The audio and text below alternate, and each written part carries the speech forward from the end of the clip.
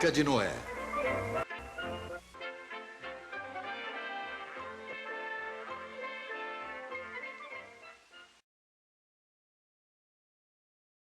Muito tempo depois de Deus criar o mundo, o homem e todos os animais do universo, ele notou que já não havia compreensão entre os povos e que ninguém obedecia mais às suas leis. Por isso, Deus estava zangado. Mas Deus viu um homem caridoso e bom e que obedecia às suas palavras. Esse homem era Noé. Por isso, Deus temeu por ele. Então, permitindo que ele ouvisse a sua voz, disse: Observe, descerei sobre a terra durante 40 dias e 40 noites. Haverá um dilúvio sobre a terra que destruirá todos os pecadores, e tudo que estiver sobre a terra morrerá. Mas Deus disse para Noé construir uma arca, pegar um casal de cada animal e levar com ele para que sobrevivessem ao dilúvio. Depois de ter ouvido a voz de Deus, Noé ficou agradecido e imediatamente começou a trabalhar na construção da arca, que era um grande barco com muitos e muitos quartos. Quando Noé terminou a construção, saiu pelos campos e florestas. Ele tinha que conversar com todos os tipos de animais e pássaros.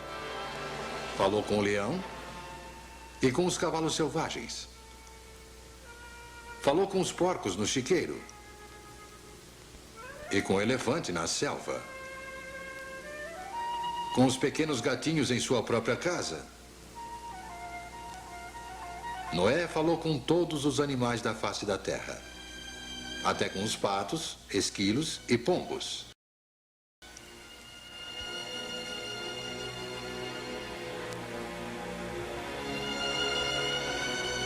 Noé chamou a mãe e o pai de cada animal e pássaro e disse para que fossem para a arca. Com todos dentro da arca, já imaginaram que barulho e aglomeração para o pobre do Noé?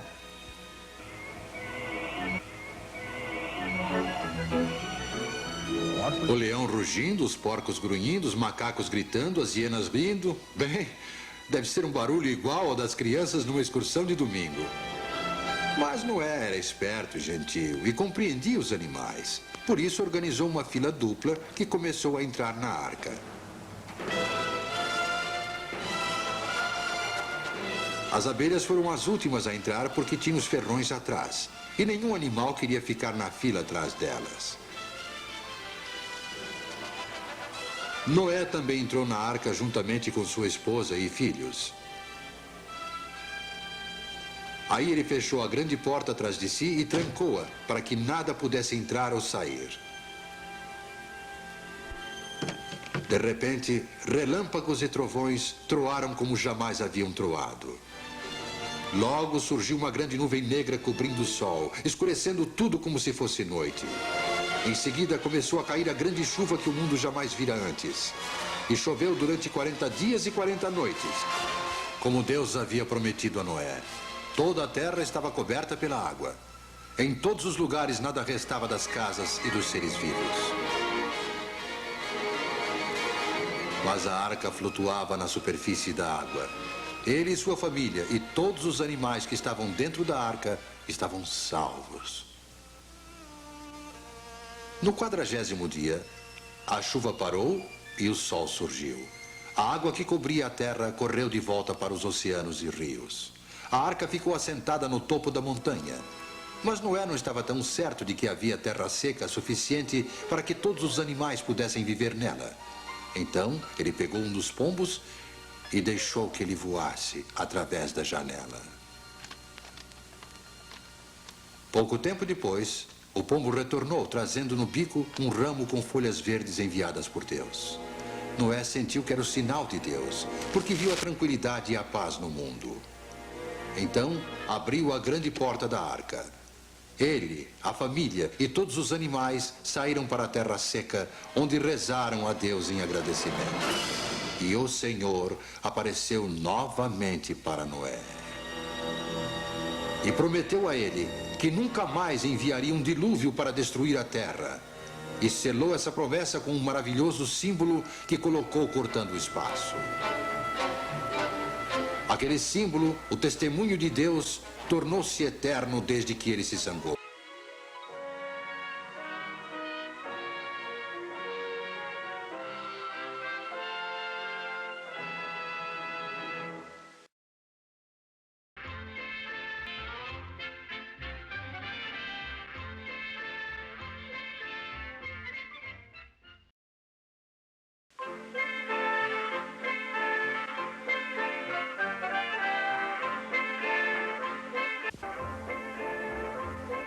Pantito.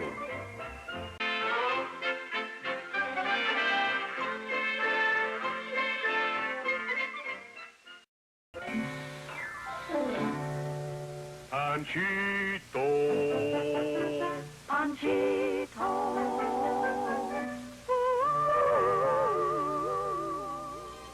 Se olhar na primeira foto do seu livro escolar, você verá um burrinho. O nome dele é Pantito. Ele é um pequeno animal com grandes orelhas. Um dia, sua mamãe e seu papai o levaram até a vila para que ele ouvisse os animais cantarem. Pantito disse: Olá, pequenos animais. Eu gostaria de cantar com vocês. Então a pequena galinha cacarejou. O pequeno ganso roncou. E o pequeno porco grunhiu. Mas quando Pantito tentou guinchar, não saiu nada. Ele tentou e tentou, mas nada de hi-ho. Imediatamente os pequenos animais cantaram uma canção sobre ele.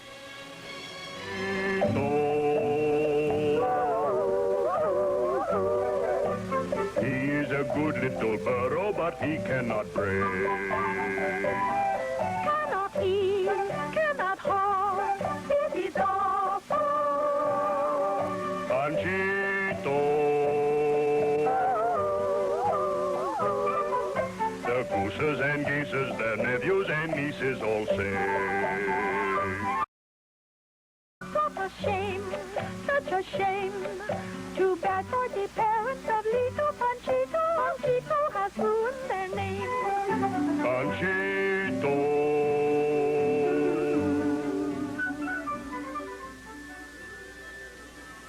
Ah, pobre Pantito.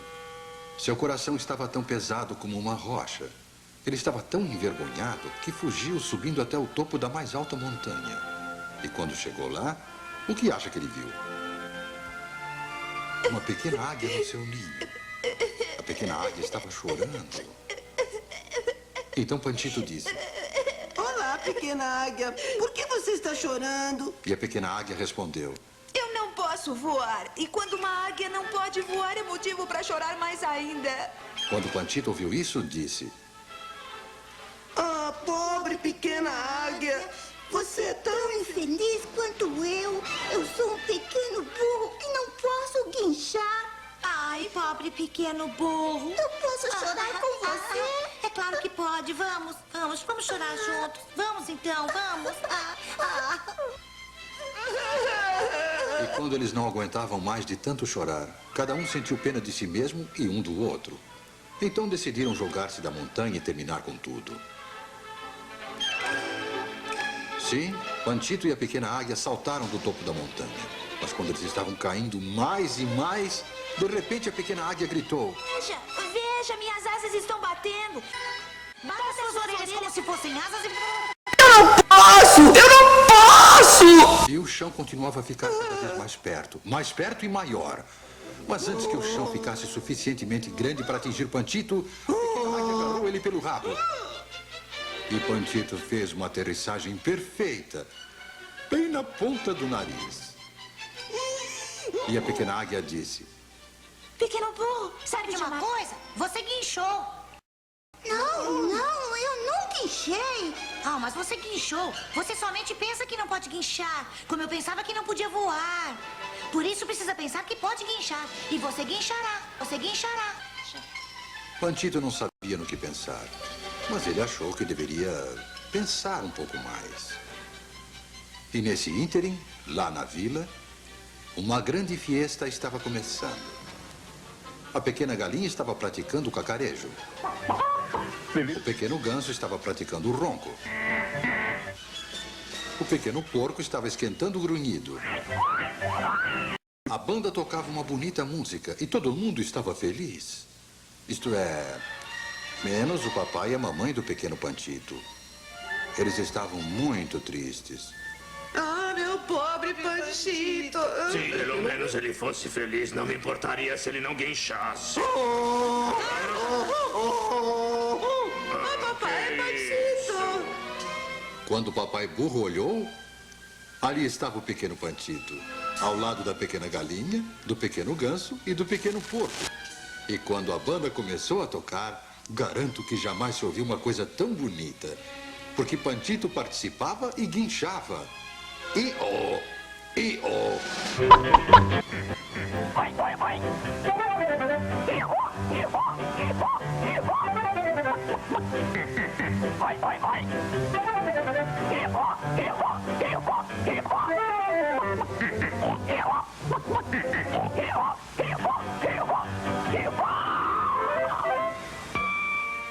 E agora, o pequeno Pantito faz o maior e o mais bonito i-oh de todo o México. O que vem provar que se você pensa que você não pode, você não pode. Mas se você pensa que você pode, você pode. Eu acho.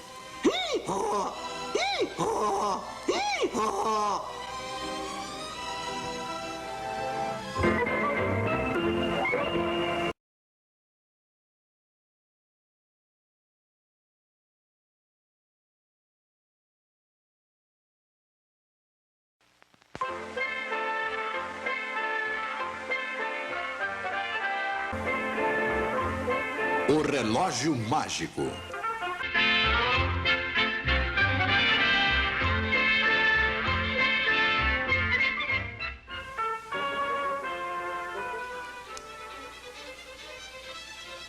Certa vez, num longínquo tempo, na mais alta torre da longínqua cidade de Clicken e Clocken, havia um maravilhoso relógio. Seus números eram revestidos de pedras preciosas, e os seus ponteiros eram feitos de puro marfim. E para anunciar cada hora, um galo de prata cantava,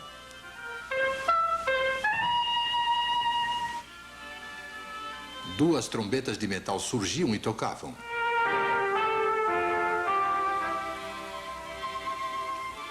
E um pequeno anjo dourado cantava. Dawn is here, time won't wait. The sun is rising in the heaven. Start the day, be not late. The hour is 7, it is 7. Os habitantes de Clicken e Clocken estavam orgulhosos do seu maravilhoso relógio. Estavam tão orgulhosos que ninguém na cidade tinha um relógio de parede ou de bolso.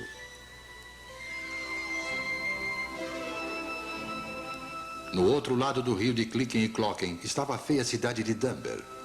O medroso rei de Dumber sempre almejara conquistar Clicken e Clocken, mas ele tinha medo de atacar. De repente o rei exclamou. Já sei. Vou parar o grande relógio deles. E sem nenhum tipo de relógio com eles, não serão capazes de verem as horas. E assim haverá uma grande confusão. E eu, então, atacarei. Aí, o medroso rei de Dumber enviou seu feio agente a Clicken e Clocken para parar o relógio. Sorrateiramente, o agente se aproximou da torre, justamente no momento em que o relógio ia bater. O ponteiro do maravilhoso relógio apontava para o 3 e as trombetas soaram.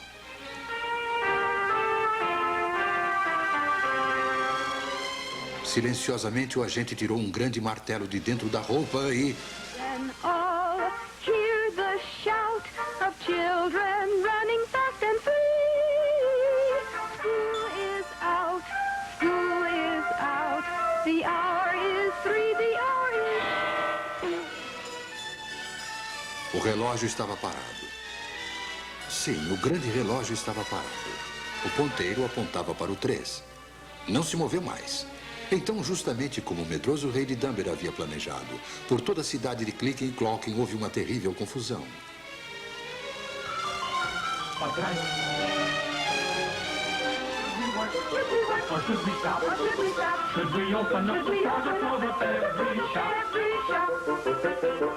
O medroso rei levou seus soldados para a encosta mais alta do outro lado do rio. E ali, escondidos, eles esperaram, enquanto que em Clicken e Clocken a confusão aumentava mais e mais. Is it early? Goodness, what a hurly-burly. Is it early? Is it late? What's the hour? What's the date? Maybe it's time for bed. Get up quick and work instead. What has happened to our town? Everything is upside down. E o medroso rei gritou: Chegou a hora! Para a ponte! Clique e cloquem será nossa!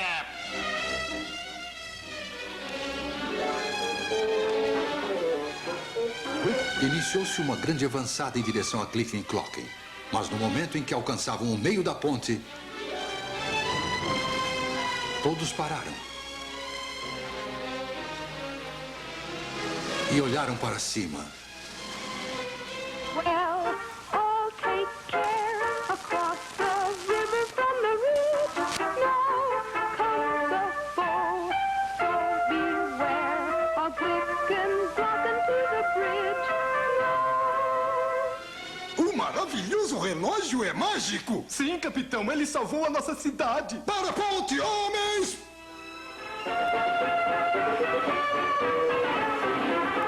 Os soldados de Clicken e Clocken correram para a ponte e expulsaram o medroso rei e seus soldados de volta para Dunbar. Se você visitar agora a longínqua cidade de Clicken e Clocken, verá o maravilhoso relógio deles no alto da mais alta torre. O seu ponteiro ainda indica o 3. Mas a cada hora, devido a alguma estranha mágica, o galo de prata canta, trombetas de metal soam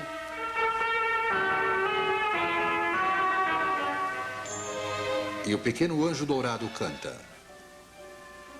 Seconds fly, minutes flow, and hours into days and years swirl. Time speeds by, all should know that time is precious. Use your time well.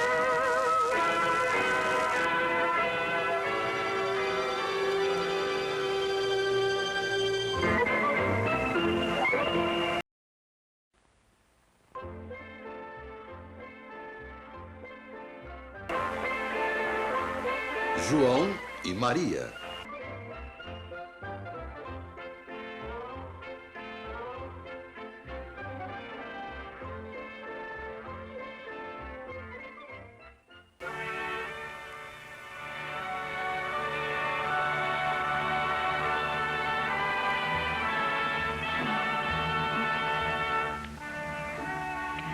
Há muito tempo, no meio da floresta, viviam duas crianças.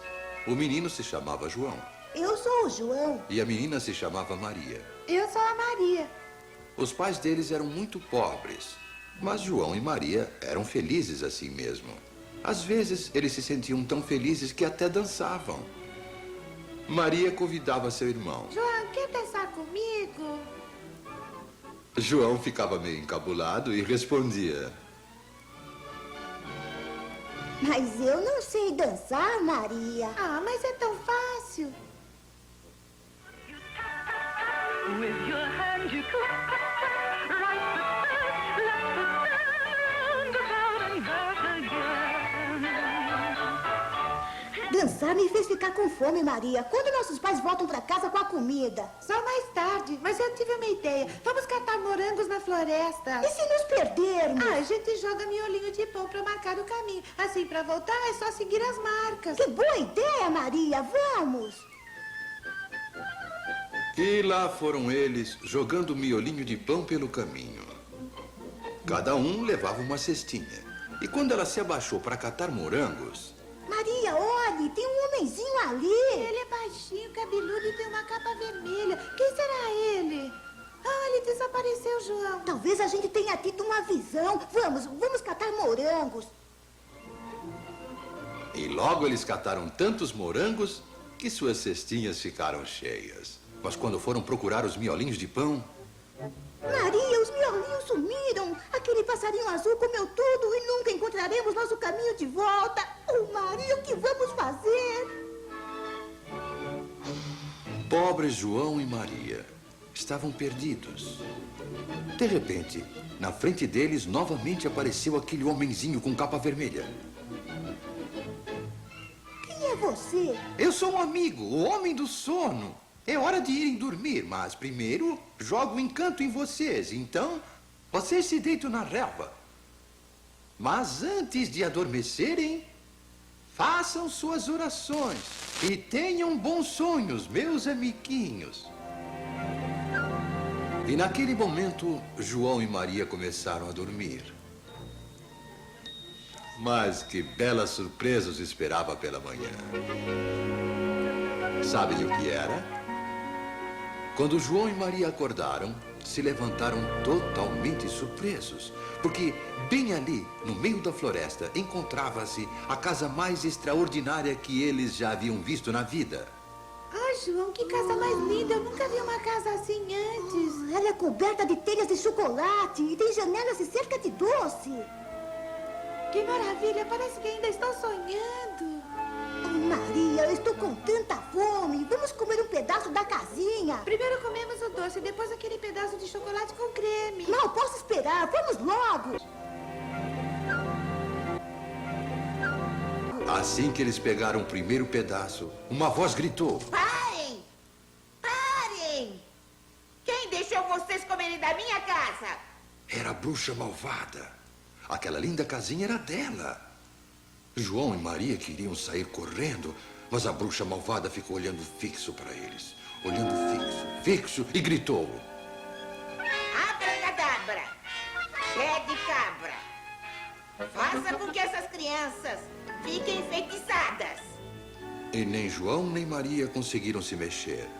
E quanto a você, João, acho que vou te trancar numa gaiola e te alimentar bem. Com você bem gordinho, farei uma torta deliciosa. Coitadinho do João. Muitas vezes a bruxa lhe perguntava. João, me mostre seu dedinho para ver se você já engordou o suficiente. Mas a bruxa não enxergava muito bem. E João mostrava a ela, em vez do dedo, um galinho de árvore. Oh, ainda está muito magrinho. Logo vou te dar mais comida. Um dia, quando a bruxa estava longe, Maria disse a João. João, eu sei de um jeito de enganarmos a bruxa. Vou dizer pra ela que você já está no ponto de virar torta. Maria! Confia em mim, João. Eu vou te salvar. Quando a bruxa voltou, Maria convenceu-a a tirar João da gaiola. Você vai dar uma torta gostosa, João. Espere um pouquinho. O que é, Maria? Há um problema com o forno. Quer vir dar uma olhada aqui dentro, por favor? Ah, muito bem. Mas quando a bruxa malvada chegou perto do fogo... Rápido, João, rápido, me ajude. Com um empurrão só, a bruxa caiu dentro do forno, virou fumaça e desapareceu para sempre. Depois disso, as flores do jardim, a cerca da casa, as janelas de açúcar, as telhas de chocolate viraram meninos e meninas, pois era isso que tinham sido antes. Daí o passarinho azul que tinha comido o miolo do pão subiu ao céu e indicou o caminho para a casa deles. As crianças levaram comida e o tesouro da casa da bruxa, e assim a família ficou rica. E até hoje vocês podem ver Maria ensinando a João a sua alegre dança. With your foot you tap, tap, tap. With your hands you clap, clap, clap. Right foot first, left foot then, round about and back again.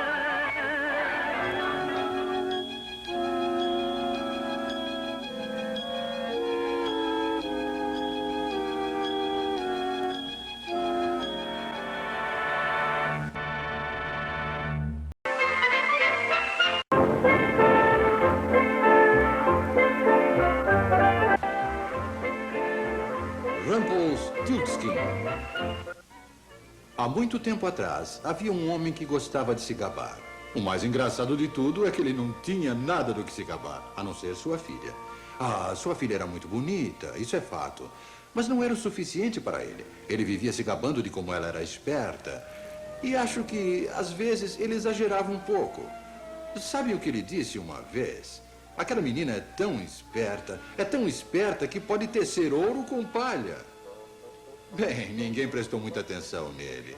Mas a história correu até chegar aos ouvidos do rei. O rei gostava muito de dinheiro. Ele o colecionava e gostava de andar pelo palácio balançando as moedas no bolso. Ele só pensava em dinheiro. Dinheiro, dinheiro, dinheiro. Então, quando ficou sabendo da moça que sabia tecer ouro da palha, ele ordenou que fossem buscá-la e a trouxessem. Ah, Sua Majestade, a garota disse, eu não sei tecer ouro da palha. O rei desconfiou daquilo. É o que fazer, disse ele. Levou-a a uma cela onde havia um monte de palha e uma roca. Se toda essa palha não estiver transformada em ouro até amanhã cedo, tanto pior para você. Ele bateu a porta e trancou-a lá. A pobre moça se jogou no chão e começou a chorar. Mas, de repente, a porta se abriu e entrou um homenzinho engraçado. Juro a vocês que ele não era maior do que um carretel. Tinha uma longa barba e um chapéu pontudo. E usava uma roupinha azul com um relógio pendurado. Então ele disse... Olá, belezoca. O que é que há com Conta o problema. Que se ela não tivesse transformado a palha em ouro até de manhã, com certeza seria morta. Morta. O que me dá se eu fizer isso para você? Ele perguntou. Ah, qualquer coisa, ela disse. Eu lhe dou o meu colar. O acordo foi fechado. Ele sentou-se à roca e ficou fiando sem parar. Transformou toda a palha em ouro. Pela manhã, quando o rei entrou na cela, ficou maravilhado. Mas em vez de deixar a moça sair, ele a levou para outra cela com um monte de palha maior ainda. Eu nem preciso lhe dizer, ele disse. Se toda essa palha não tiver virado ouro até amanhã, você terá um castigo tão horrível que nem quero descrever. À noite, a mesma coisa aconteceu. O homenzinho voltou e a pobre moça ofereceu a ele seu anel. Era a última coisa que ela possuía. E antes do amanhecer, o serviço estava pronto. Quando o rei entrou, mal acreditou no que via. Puxa vida, ele pensou. Essa garota é uma mina de ouro. E daí ele a levou para uma terceira cela maior ainda. Havia toneladas de palha. Já sei o que vou fazer, ele disse. Se transformar tudo isso em ouro, eu me caso com você e vai ser minha rainha. Mas eu não posso, ela chorou. Ande logo, minha querida, o rei disse. Nunca diga não posso. Ele fechou a porta devagar, mas como sempre, trancou-a. Dessa vez a garota estava mesmo em apuros, porque ela não tinha mais nenhuma joia para dar ao homenzinho quando ele viesse. Quando o homenzinho entrou na cela onde ela estava, tudo que a moça pôde fazer foi se atirar de joelhos na sua frente e implorar para ele ajudá-la. Bem, eu estou perdendo dinheiro nisso, ele disse. Mas eu farei se você me prometer uma coisa. Prometo que quando você for rainha, você me dará o seu primeiro filho. E a moça prometeu. O que mais ela podia fazer? E como previsto, no dia seguinte o rei casou-se com ela, fazendo-a sua rainha. Como em todo casamento real, eles foram muito felizes e logo tiveram o primeiro filho. A rainha estava tão feliz que havia esquecido de sua promessa ao homenzinho de barba. Mas um dia ele chegou e anunciou que viera buscar o bebê. A rainha chorou muito, implorou e chorou mais um pouco. Ela chorou tanto e era tão bonita que o homenzinho desistiu. Eu não sei por que estou fazendo isso. Eu sou um bobo. Mas se puder me dizer daqui a 3 dias qual é o meu nome, poderá ficar então com o seu filho. Bem, a rainha quase enlouqueceu imaginando qual seria o nome daquele homenzinho. No primeiro dia, quando ele veio, ela tentou nomes simples como Elmo, Mike, Joe, mas logo percebeu que não tinha acertado. Terá que melhorar muito, disse o homenzinho. E foi embora esfregando as mãos. No segundo dia, ela falhou novamente. Mas dessa vez, ela ficou com tanto medo que contou ao marido toda a história. O rei logo deu uma ordem aos súditos. Todos vocês devem inventar nomes. No dia seguinte, um mensageiro chegou à corte. Não inventei nenhum nome, mas ontem, quando andava pela floresta, eu vi uma cabana. Em frente dessa cabana havia uma fogueira e um homenzinho dançava em volta dela cantando esta canção. Bring me cookies, bring me wine. Tomorrow night the baby's mine. If I don't win this guessing game, Rumpelstiltskin's not my name. Quando a rainha ouviu isso, pulou de alegria. Mal podia esperar o homem chegar. Na manhã seguinte, o homem chegou com um grande saco para levar o bebê embora. Prontinho, ele disse, tirando seu relógio. Comece a adivinhar. O seu nome é Horn? Ela perguntou. Não. É Humphrey? Você está fria. É Martin?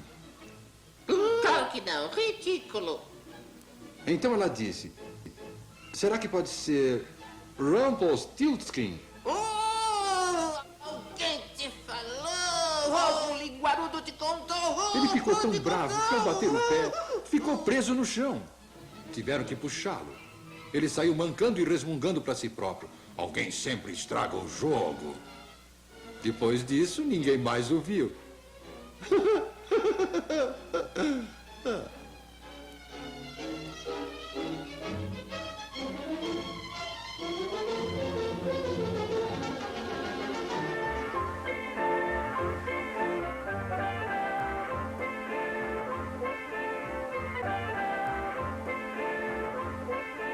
Hiawatha.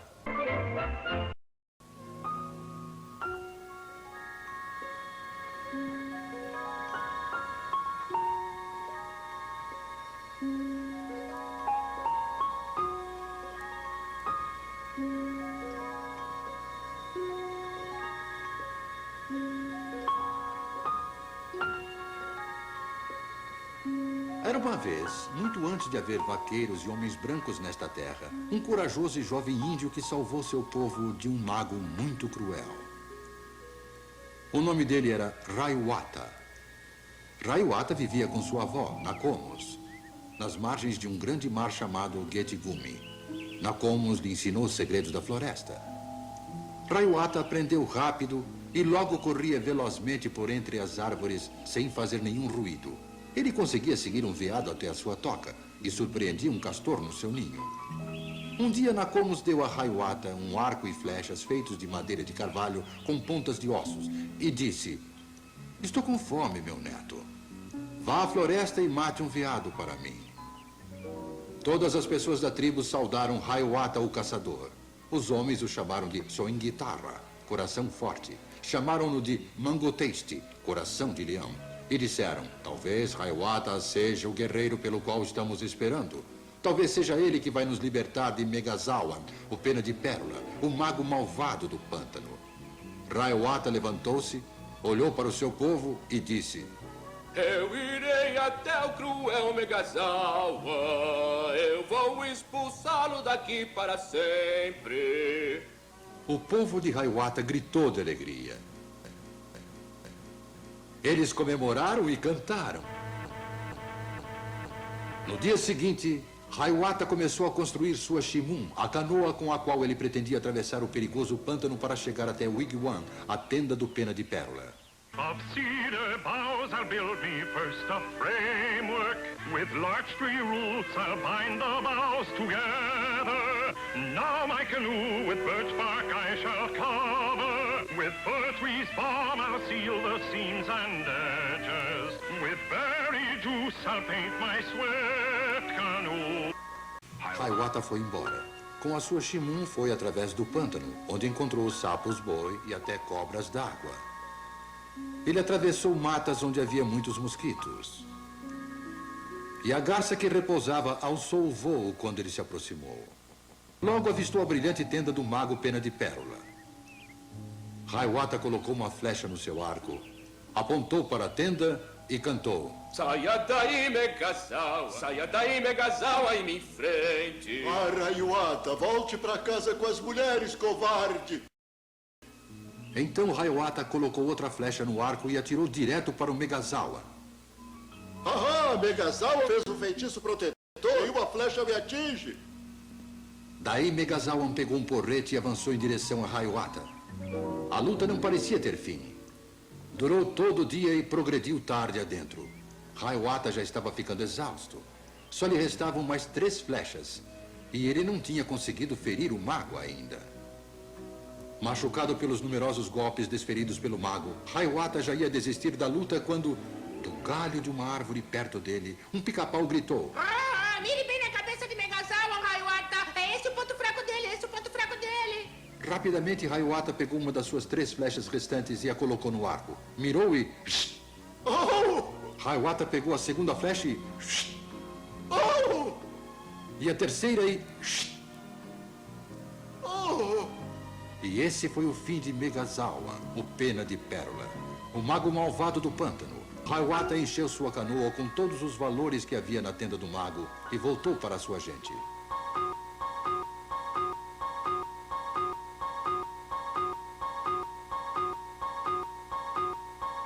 E Hiawatha, o jovem índio, transformou-se num grande herói para o seu povo.